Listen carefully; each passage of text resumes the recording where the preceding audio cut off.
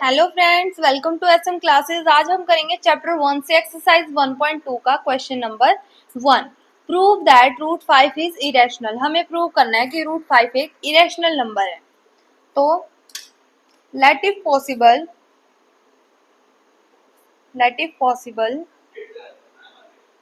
Root 5 is a rational number.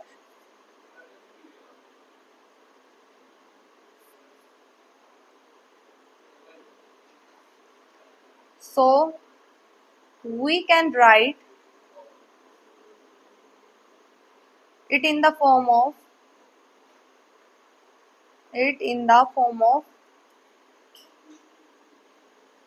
P by Q, where P and Q are co-prime numbers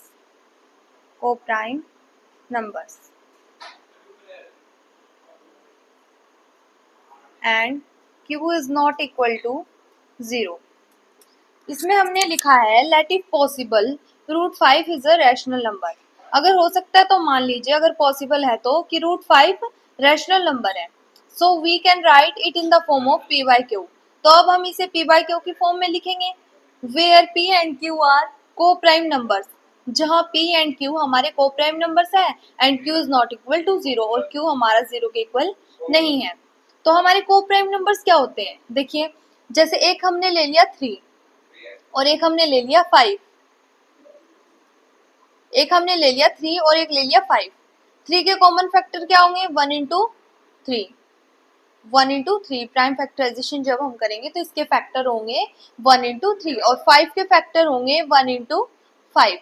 इसमें common सिर्फ 1 आ रहा है ना, जिसमें सिर्फ 1 कॉमन आता है, एचसीएफ हमारा सिर्फ 1 होता है, वो हमारे होते हैं को प्राइम नंबर्स। तो ये हमारे हैं को प्राइम नंबर्स जिसका सिर्फ एक ही कॉमन फैक्टर होता है।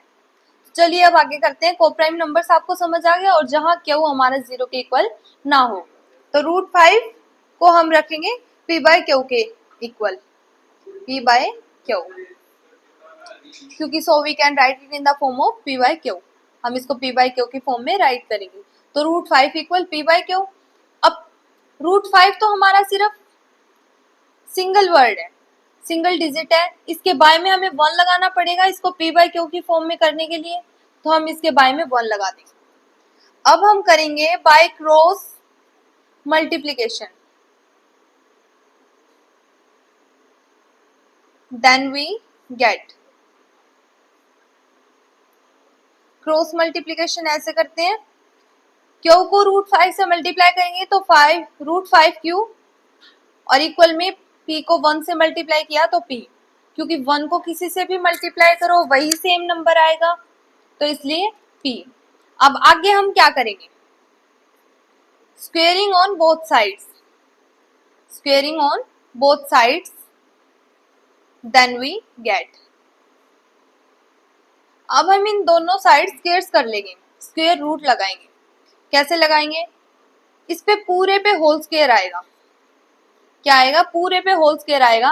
पूरे पे कैसे, रूट 5Q, इस पूरे पे हमारा होल स्क्वेयर आएगा और P पे भी पूरे पे हमारा होल स्क्वेयर आएगा।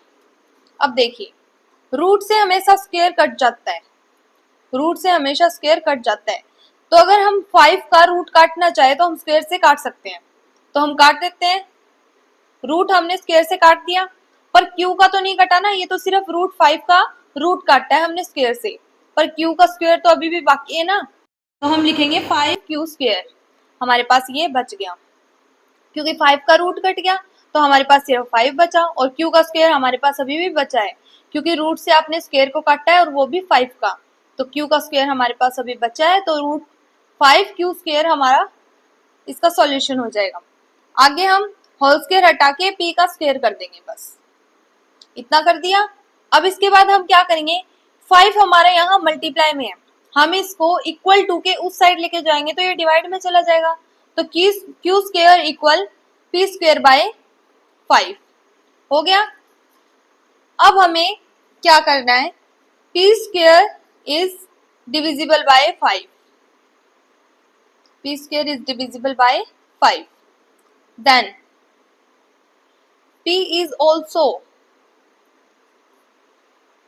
Divisible by 5।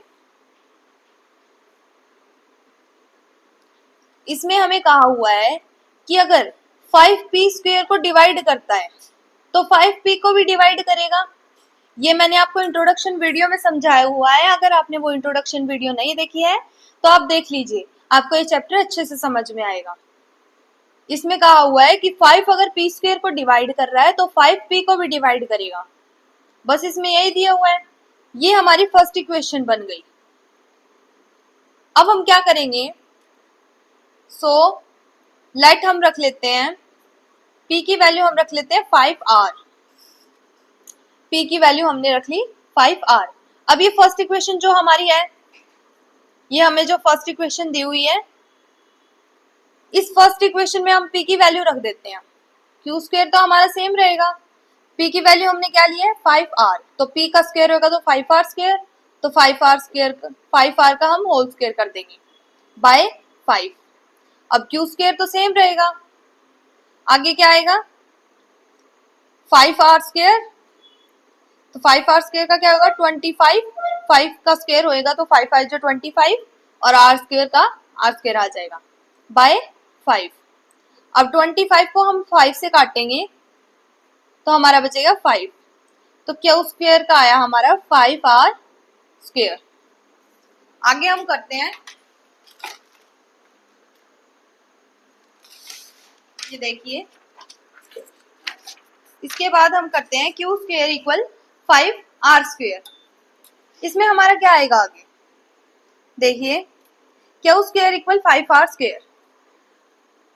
इस 5 को हम अगर क्यू के बाय में ले जाएं, मतलब 5 हमारा यहाँ मल्टीप्लाई में है, हम उस साइड लेके जाएंगे तो ये डिवाइड में हो जाएगा, तो क्यू स्क्वायर के हम डिवाइड में 5 को ले जाएंगे और यहाँ हमारा बचेगा आर स्क्वायर। आर स्क्वायर हमारा यहाँ बच गया।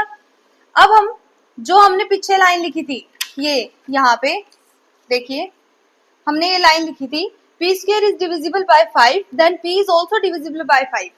इसका मतलब है कि अगर 5 p स्क्वायर को डिवाइड कर रहा है तो 5 p को भी डिवाइड करेगा। यही चीज हमने यहाँ लिखनी है, q square is divisible by 5 then q is also divisible by 5, divisible by 5। इसके कहने का मतलब है अगर 5q स्क्वायर को डिवाइड कर रहे हैं तो 5q को भी डिवाइड करेगा। जैसे देखिए हमने उसमें किया था इंट्रोडक्शन वीडियो में 36 6 इसको डिवाइड कर रहा है, ये है 6 का स्क्वायर। अब 6 के स्क्वायर को अगर 6 डिवाइड कर रहा है तो 6 को भी डिवाइड करेगा। ये इंट्रोडक्शन वीडियो में है, आप देख लेना। आगे करते हैं। अब देखिए हमें बस एक लाइन लिखनी है जिससे कि ये प्रूफ हो जाएगा कि ये √5 हमारा इरेशनल है। अब लिखते हैं, चलिए, then 5 is a common factor of p and q। 5p और q दोनों का कॉमन फैक्टर है। क्यों है? क्योंकि 5 q को भी डिवाइड कर रहा है, q के स्क्वायर को भी डिवाइड कर रहा है, और यहाँ देखिए 5p को भी डिवाइड कर रहा है और p के स्क्वायर को भी डिवाइड कर रहा है, दोनों को कर रहा है, p को भी और q को भी। तो p और q का 5 हमारा कॉमन फैक्टर है। तो बस ये यहाँ यही लिखा हुआ है, which is a contradiction of the fact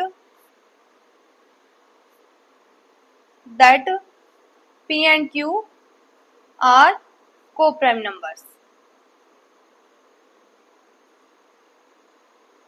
इसके कहने का मतलब है कि ये जो हमारा फैक्ट दिया हुआ है, इस फैक्ट का जो विरोधाभास है वो ये बताता है कि p and q are coprime numbers. p और q हमारे को प्राइम नंबर्स है।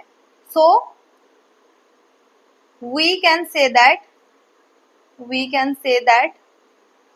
√5 is a root 5 is an irrational number, root 5 is an irrational number. बस ये यहीं तक करना था। यहाँ हमारा क्वेश्चन कंप्लीट हो गया।